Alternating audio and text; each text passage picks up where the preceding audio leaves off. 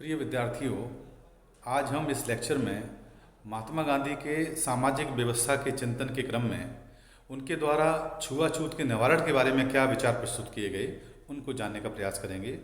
आप सभी जानते हो कि गांधी जी ने अपने दर्शन में सामाजिक, राजनीतिक, आध्यात्मिक तमाम विचार प्रस्तुत किए हैं और सामाजिक चिंतन का जो हम अध्ययन कर रहे हैं उसमें अस्पृश्यता का निवारण उनका एक महत्वपूर्ण विषय है जो जानना आवश्यक है, क्योंकि उनका ये मानना है कि समाज से जब तक सभी मनुष्य समान नहीं समझे जाएंगे तब तक समाज सशक्त नहीं होगा, और जब तक समाज सशक्त नहीं होगा तब तक किसी भी प्रकार की राजनीतिक स्वतंत्रता का कोई मूल्य नहीं है। आइए आज हम उनके दर्शन में सामाजिक व्यवस्था के तहत छुआछूत के निवारण अर्थात अस्पृश्यता निवारण पर उनका क्या चिंतन था, क्या सोच थी उनकी, उसको समझने की बात करते हैं। गांधी जी अस्पृश्यता को सामाजिक कलंक की संज्ञा देते थे। सामाजिक न्याय की उनकी संकल्पना में अस्पृश्यता के उन्मूलन का सर्वाधिक महत्व था। वे इसे राजनीतिक स्वतंत्रता की तुलना में अधिक महत्व देते थे। उनकी दृढ़ मान्यता थी कि अस्पृश्यता का उन्मूलन किए बिना स्वराज की प्राप्ति असंभव भी है और निरर्थक भी है। गांधी जी के अनुसार अस्पृश्यता मिथ्या अभिमान और स्वार्थ वृत्ति का ही सामाजिक रूप है और आत्मा का हनन करने वाला घोरतम पाप है। उन्होंने छुआछूत को अनैतिक माना और कहा कि यह भारतीय समाज पर एक बदनुमा दाग है और मानवता के विरुद्ध क्रूरतम अपराध है। गांधी जी ने इस तर्क का घोर विरोध किया कि छुआछूत के पीछे हिंदू धर्म की सम्मति है अर्थात उसकी सहमति है। उन्होंने दावा किया कि हिंदू धर्म अस्पृश्यता का कोई समर्थन नहीं देता, अपितु अस्पृश्यता तो हिंदू धर्म के मूल सिद्धांतों के मूलतः पूर्णतः प्रतिकूल है। उन्होंने कहा कि छुआछूत को अपनाना अथवा उसे सहन करना घोरतम अधर्म है और ईश्वर का स्पष्ट अपमान है, क्योंकि छुआछूत द्वारा मानव मात्र की जो एकता है उसके आध्यात्मिक सिद्धांत और सत्य और अहिंसा के शाश्वत मूल्यों का उल्लंघन होता है। उन्होंने कहा कि यह विचार मात्र कुछ लोग ऊंचे और अन्य निम्न हैं, ये जो विचार है ये ईश्वर का अपमान है। अतः छुआछूत विवेक, धर्म और सत्य इन तीनों के विरुद्ध है। गांधी जी का ये मानना था कि यदि छुआछूत को हम अपनाते हैं तो ये तीन चीज के विरुद्ध है। विवेक के, ना तो ये विवेकशील कंसेप्ट है, धर्म के ना ये धर्मानुकूल है, और सत्य के ना ये सत्य है, तीनों के ही विरुद्ध है। सवर्ण हिंदुओं द्वारा समाज के निम्न समझे जाने वाले वर्ण शूद्रों के प्रति शताब्दियों से किए जा रहे अन्याय के प्रतिकार के लिए गांधी जी ने शूद्रों को हरिजन की संज्ञा दी, जिसका कि शाब्दिक अर्थ था ईश्वर का व्यक्ति। हरिजन मतलब हरि माने ईश्वर, जन माने व्यक्ति, ईश्वर का व्यक्ति। शूद्रों के लिए हरिजन शब्द का प्रयोग उन्होंने छुआछूत में विश्वास रखने वाले उन सवर्ण हिंदुओं को यह इंगित करने के लिए किया था कि सभी व्यक्ति ईश्वर की संतान हैं।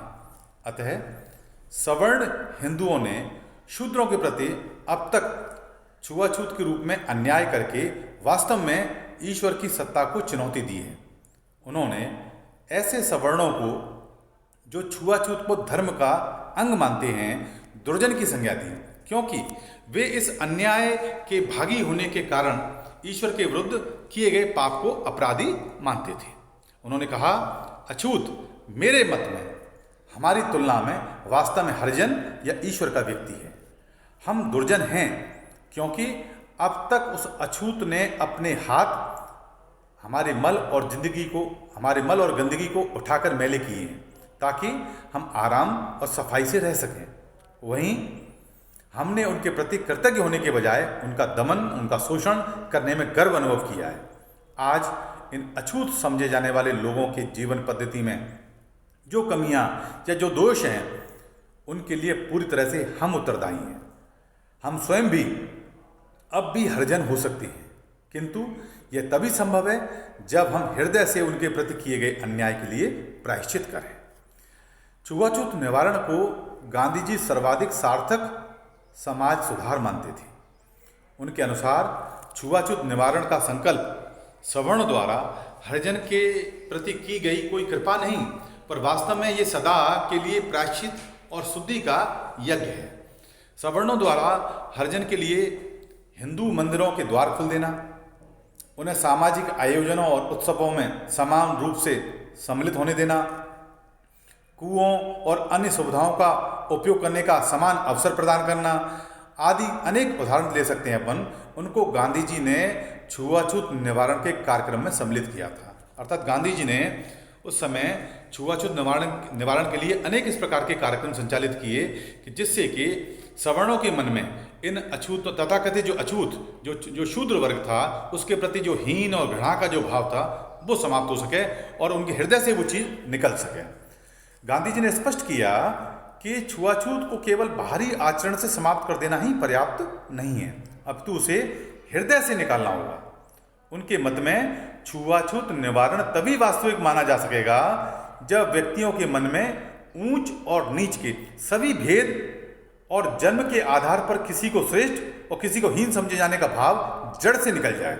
उन्होंने कामना की कि अस्पृश्यता निवारण का परिणाम इस जीवंत आस्था के रूप में घटित हो कि ईश्वर की दृष्टि में सभी समान हैं और ईश्वर हम सभी के साथ समान रूप से न्याय करता है।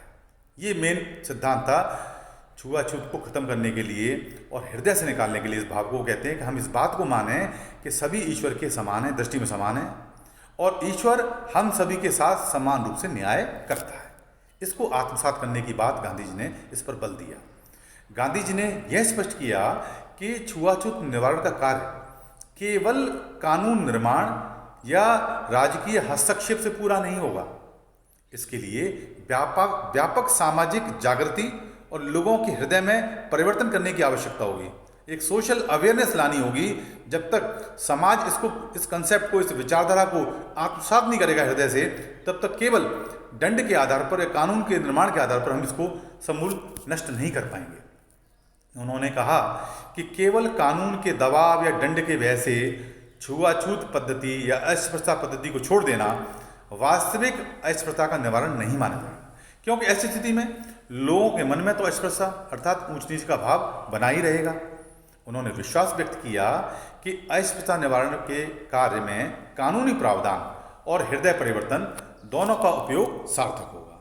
तो आप इस वक्तव्य से समझ गए होंगे कि गांधी जी अपने दर्शन के माध्यम से, अपने सामाजिक चिंतन के माध्यम से यह स्थापित करना चाह रहे हैं कि समाज जब तक समाज सुदृढ़ जभी होगा जब उस समाज के अंदर छुआछूत की जो विचारधारा है ये इसका समूल नाश हो जाए, हृदय से ये भाव निकल जाए।